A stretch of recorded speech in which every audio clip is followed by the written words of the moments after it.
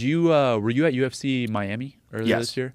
How crazy was it when Trump walked out? Insane. I've never experienced that. It's like I Bro, was like, it was whoa. more crazy when he walked out in Madison Square Garden. Really? Yes. Jeez. The Madison Square Garden one, the last fight was fucking bananas. It's dude. unbelievable. It was I've never like heard a crowd like over a minute of people screaming at the top of their lungs as he's walking in. that. Nuts. This country is fed up.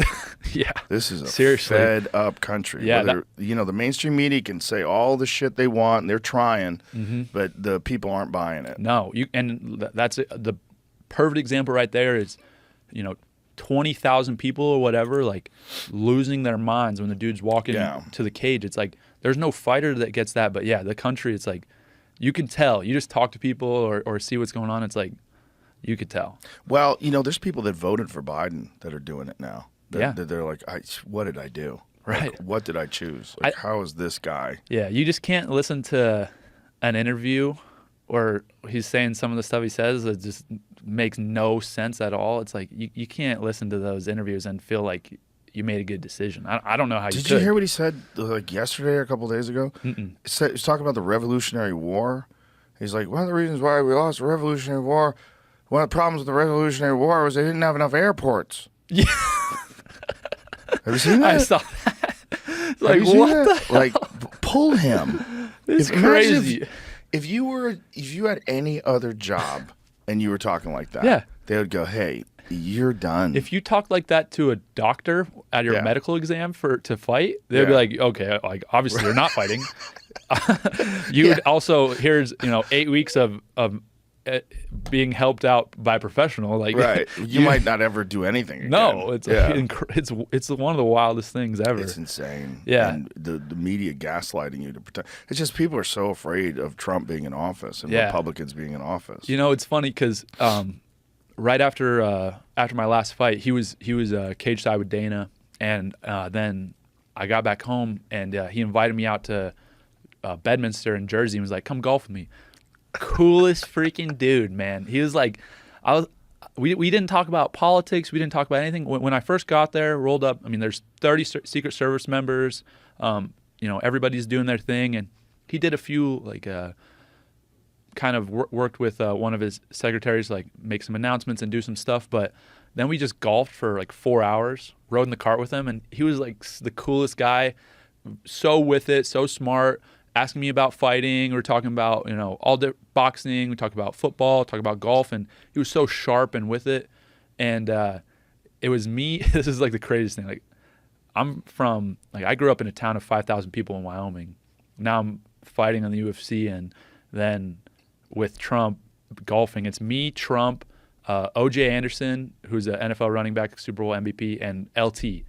Like, that's the foursome. And I'm like, wow, what the heck is going on here? But that's got to feel surreal. It was super surreal. And nothing really, like, he was such a bro and so cool and so he's 70, I think he's 70, upper 70s. And couldn't believe how smart and sharp the guy was. Like, I was like, wow, like, this is bizarre, right? Right, like super with it. He's the only guy that went through 4 years in the White House and didn't seem to age. No. Everybody gets in that White House and they just fall apart. Their hair gets gray. They look tired all the time.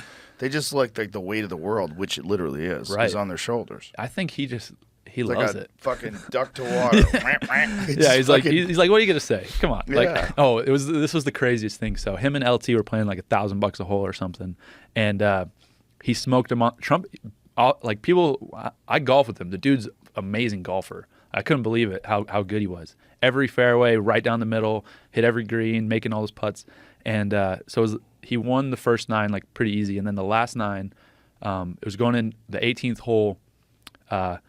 Him and LT were tied or something. It was like the winner. It was like all came down to this last hole, and they both hit great drives.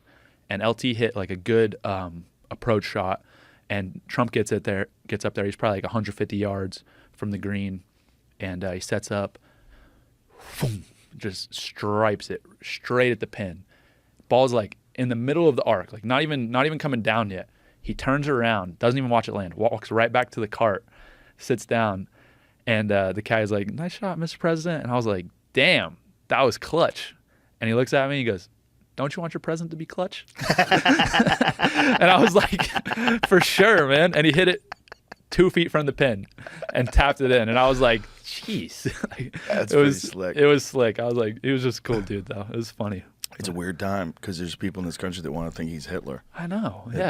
It's very strange. Like, you couldn't convince me otherwise just hanging out with the guy. I'm like, man. Well, you know, it's just the media narrative. I mean, so many people were fed this lie that the Russia collusion. Yeah. Was this? Is this the video you're talking about? Let me see what this one says. I don't think it is. What? By the way, the same stable genius that said the biggest problem we had in the Revolutionary War is we didn't have enough airports. Whoa. Yeah, that's it. Whoa. Right, What? Just for the record. Is that fake? It's not fake, but he was referencing Trump saying that. Here's what Trump saying it in 2019. Oh. Donald Trump said something about that. And he didn't say Jesus. He said a stable genius, and that's where the transcription. Let me hear what it says. What did he say? In June of 1775, the Continental Congress created a unified army out of the revolutionary forces encamped around Boston and New York, and named after the great George Washington, Commander-in-Chief. The Continental Army suffered a bitter winter of Valley Forge, found glory across the waters of the Delaware, and seized victory from Cornwallis of Yorktown. Our army manned the airport. It ran the ramparts. It took over the airports. It did everything it had to do. Oh, okay. Yeah. So he fucked up.